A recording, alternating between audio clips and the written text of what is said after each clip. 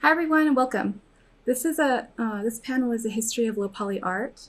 We're going to be talking about the history of low poly games, where they started, what we're making now, and the evolution of it as an art style. My name is Shandiin. I'm going to be your moderator for this panel, and we have three other guests with us. I'm going to have everyone go around and introduce themselves. Let's start with Mark. Hello, my name is Mark. Go by the Regressor online. I primarily just do fan art because I enjoy it. I do this part-time slash spare time, so I just got invited to this and I said yes, I'll gladly do this. Hey, my name is Adam. I am co-founder of System Era when we make a game called Astroneer. I've been an artist in the video game industry for over 15 years. Really love low poly art as a style and as an idea.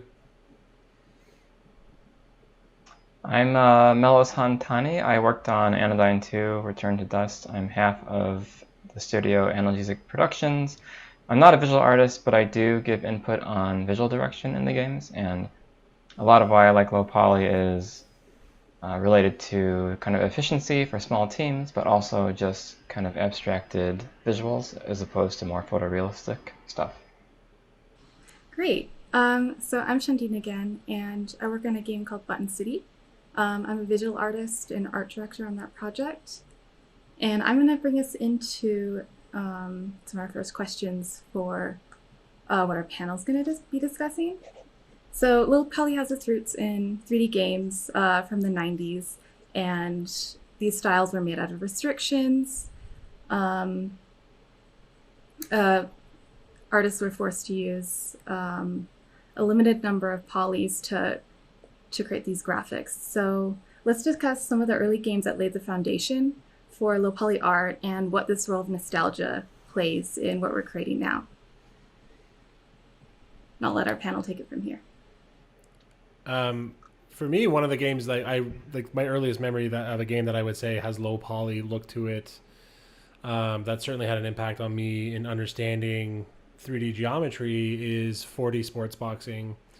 It's actually a really old. I have the wiki up here. It's a really old sort of MS DOS game. I remember playing it on my parents' desktop when I was really young, and it just has this look where it's very simple geometry, like four-sided cylinders for limbs and things like that. Everything is a single color. There's no real sense of lighting in there. There's like one single shadow that's getting cast from the ropes around the ring.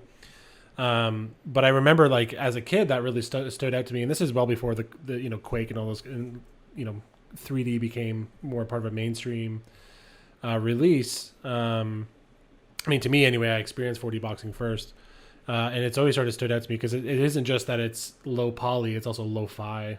It almost looks like 3D mixed with pixel art resolution or a pixelated resolution, and it's just been one of those titles that has always stood out to me.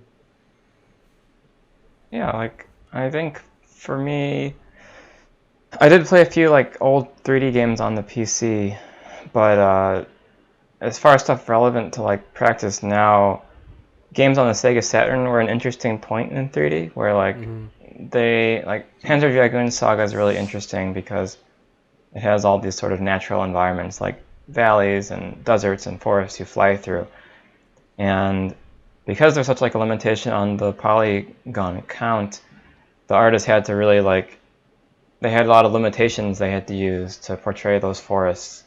And so, we're not seeing a really realistic forest playing that game, but it is kind of like it's a very abstracted version of a forest, and it feels a little bit more mysterious. And when you play those kinds of games, you feel a little bit more by having to like complete what you can't see while you're playing.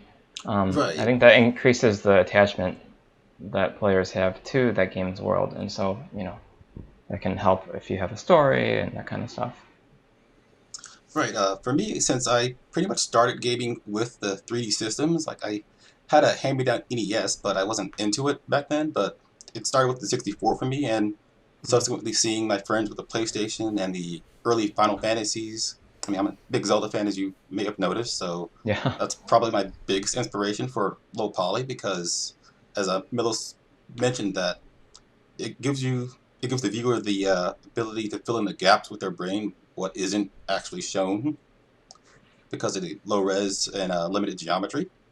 So it allows the viewer to fill in the gaps themselves to where it becomes a little bit more personal, because what isn't shown can be just as compelling or scary or imaginative as what would be shown. Mm-hmm. I always find those, like, it's kind of funny, we always talk, like, in a lot of conversations about low poly as a style, that word limitations comes up often, and it's funny how it was such a necessity back in the day, and these days when I sit down to create something that's low poly, I kind of like the fun of it is thinking about what limitations do I want to apply to myself, because I don't have those, like, you open up UE4 now, or there are no limitations. Yeah, there isn't anything, right? So you have to kind of go back in that mindset, and I find, like, as an artist, there's something really liberating about that like understanding what these rules are that you're going to be applying, where I kind of like wish I could go back and be a developer on those early games as well. Right. And there must be, I mean, I would guess there's a point of frustration on that part, because they want to do more, they want to keep pushing it forward, but they have these limitations. But ultimately, I think I'd love to, like, have the knowledge I have now and then take a time machine and go back and work on games like that, rather than be in that moment at that time. Just because for somebody like myself to come from AAA and come into, discover low poly years later, as a way of sort of feeling free, it's kind of a weird juxtaposition of that word limitation, but really it's sort of liberating.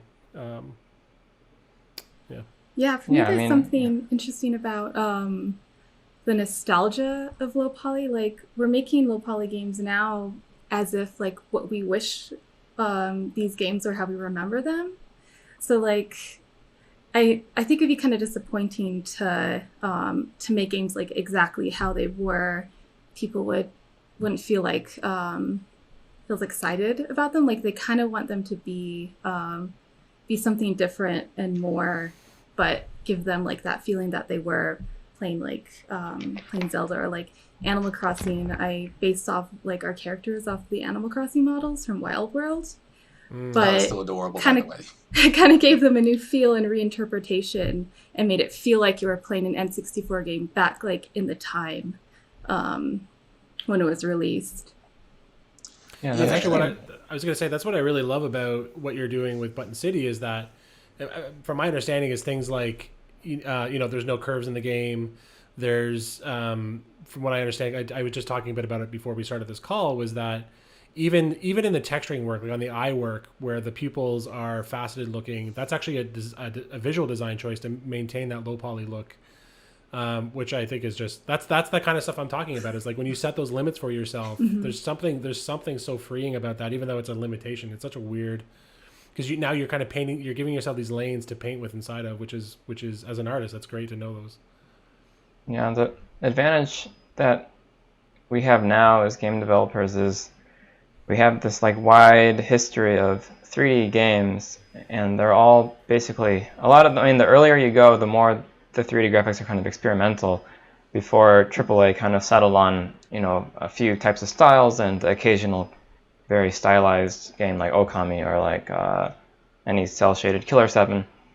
And if all of those games, they're kind of like different starting points for sort of historical evolutions of 3D styles. And so as developers now, we have all these tools to do those things easily, and so it's fun to kind of, look through old 3D games and imagine, okay, this game looks interesting, but maybe it doesn't look great, so how can we take things that it does well and kind of, like, put that into a modern kind of engine context.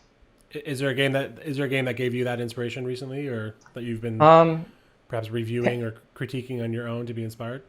Yeah, Panzer Dragoon Saga is the one I like to mention just a lot, because it has its kind of appeal to it, but there are, like, stuff does pop in a lot and it doesn't look great all the time, but at the same time they do so much with just very simple lighting and colors and like fog, and you're able to be like, okay, well, I can see how I could use this in a slightly higher poly context, but still, focusing most on the overall shapes and forms.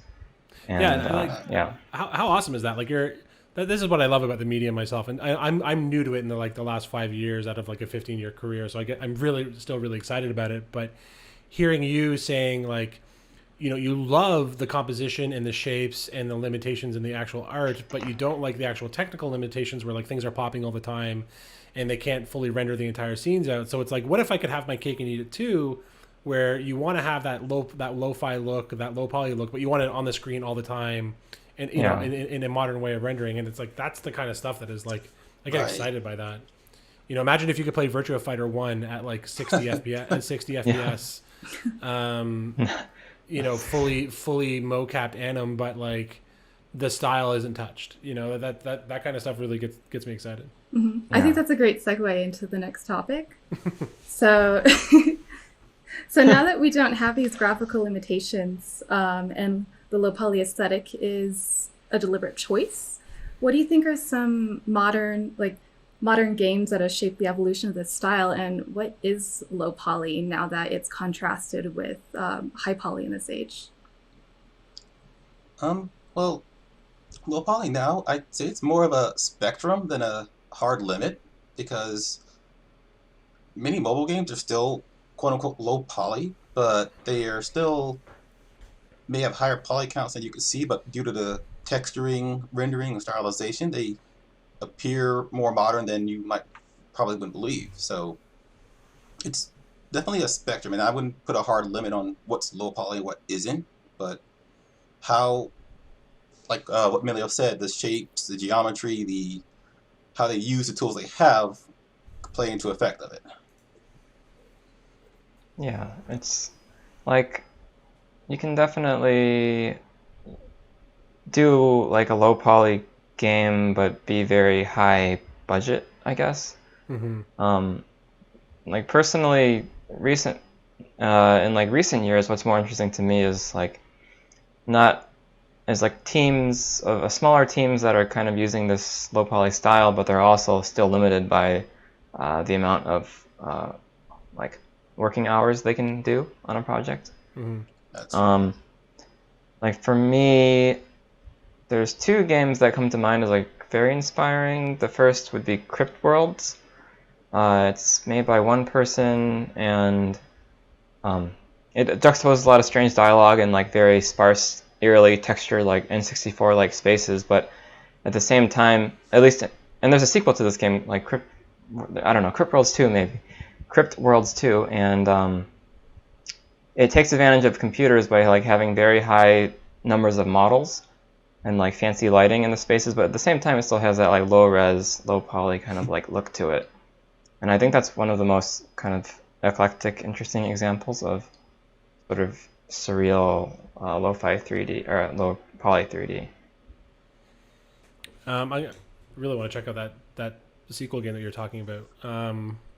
The one of the games that came out in the last few years that kind of changed my mind about low poly. Like I used to have this sort of stubborn opinion that like a high detailed or any sort of detailed texturing for me personally would end up ruining the look of a low poly game, where like if you took, you know, let's say you took an 8-sided cylinder and like painted with a lot of text, a lot of detail, wood on it to make it look like a wooden log or a wooden stump, I would tend to find that fought against the allure of low poly to me, where it was like broad brushstrokes of color, you know, flat coloring or like gradient color, and I was always kind of finding that like when you saw like, you know, you take like a 512 or 1024 texture and put it on low poly, that those were two things that were conflicting. And there was a game recently that came out called Lonely Mountains Downhill, which is like a BMX downhill biking game. And they really mix that medium really well together, where they have this low poly look, they have fantastic lighting.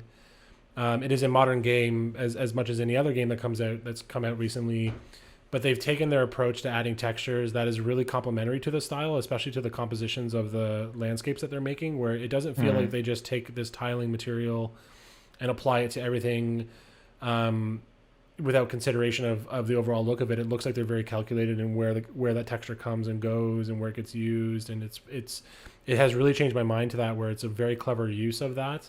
Now, obviously, low poly games use textures, like they use like Targa files and PNG files, right? But that's not what I'm talking about. I mean, like if you take like a picture of grass and then put it on geometry, there's a weird juxtaposition there that never quite felt great looking at it, to me personally. And that game in particular was one that really kind of mixed it around and really brought that around, and I've really liked seeing that. And it's funny you mentioned, Mark, that low poly is a spectrum. That is my favorite description of the style that I've ever heard, because I've been trying to define it for me, because it's like, we've had a little bit of a group chat here on Discord for the last few days, and I've been trying to kind of get to that point for me, where it's like, I view it as this, like, it's not like I'm going to sit down and create like a low amount of geometry. It's kind of these lanes that I want to give myself for limitations so that I can think creatively to solve creative problems in a way where I can do it all on my own as well. That's the other thing too, is that I don't require a team of artists to produce this thing. I can do it on my own.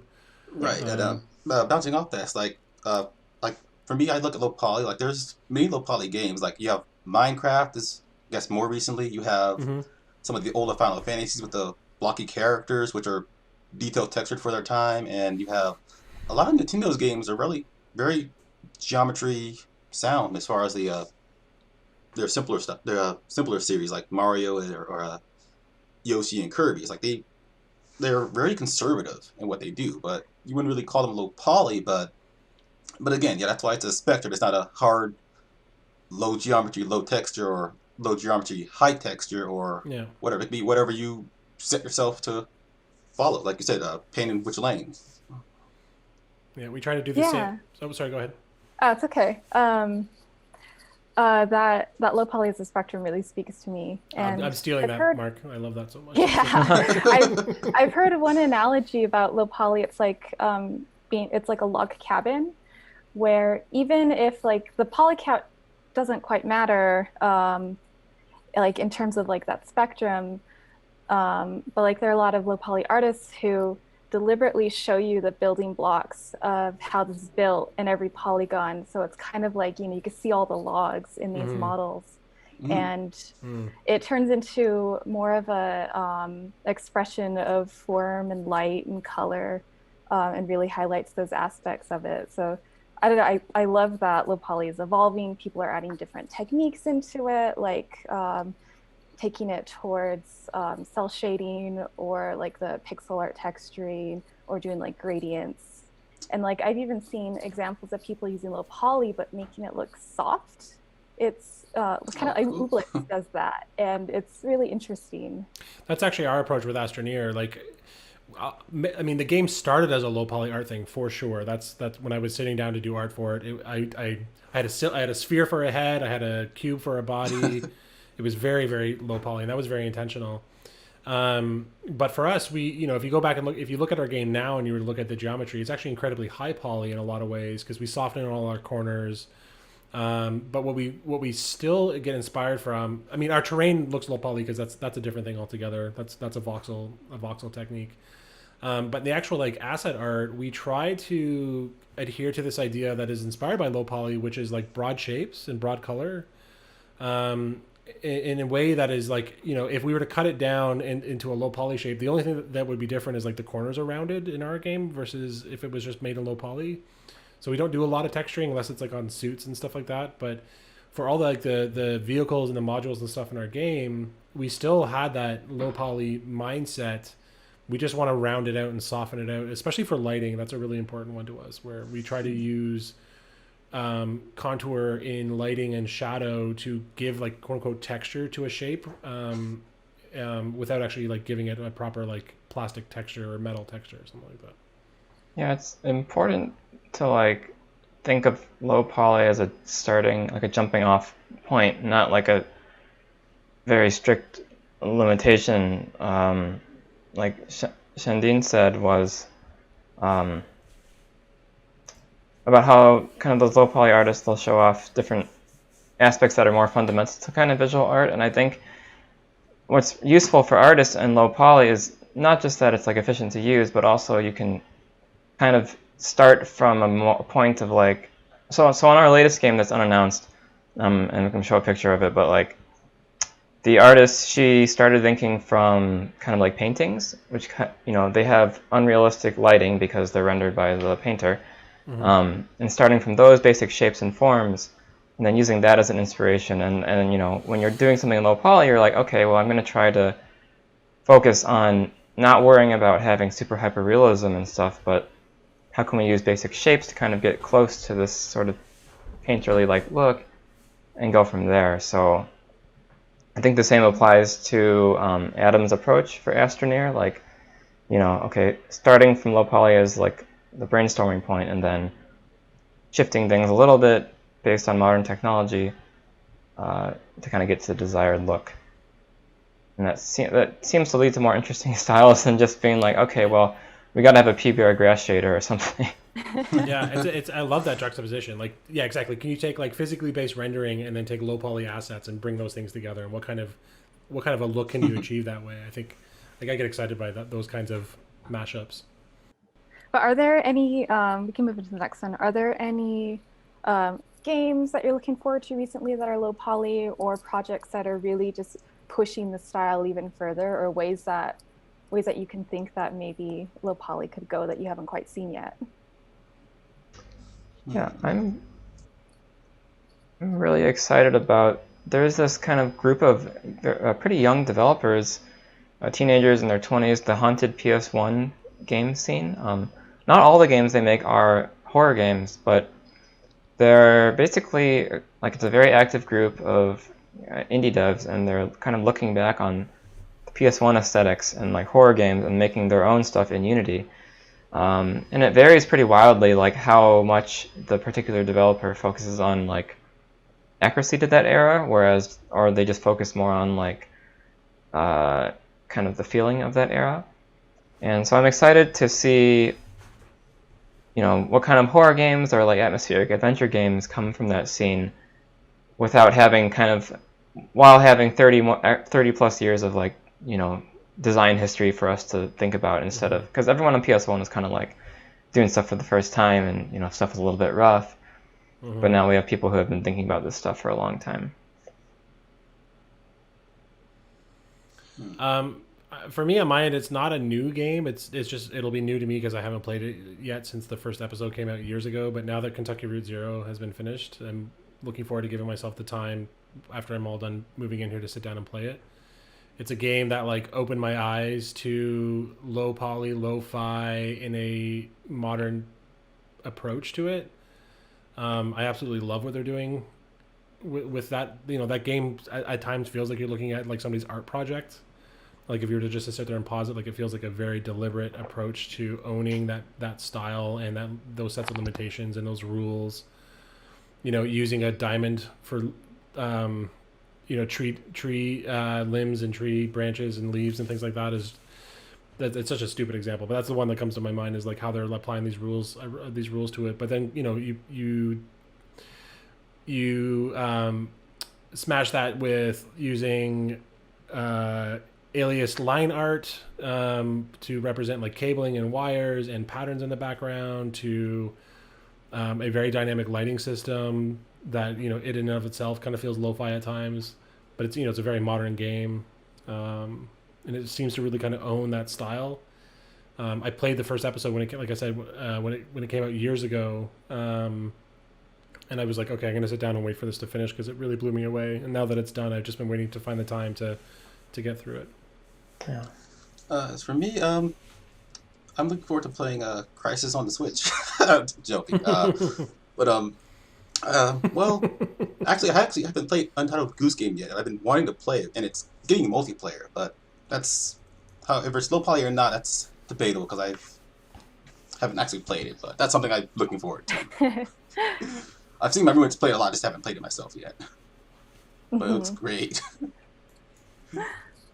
There's this really cool game by Co-op that just came out, Depanure Nocturne, that I really want to get into, and it has this wonderful style. It's kind of like bridging the edge of like low poly, where it feels so detailed and atmospheric, but you can see all the lines and the ridges, but it's the gradients and the soft atmosphere just kind of like really mask that, and it bleeds into a really new style that I think is, I don't know, it's just kind of breaking the boundary of it. I enjoy it a lot.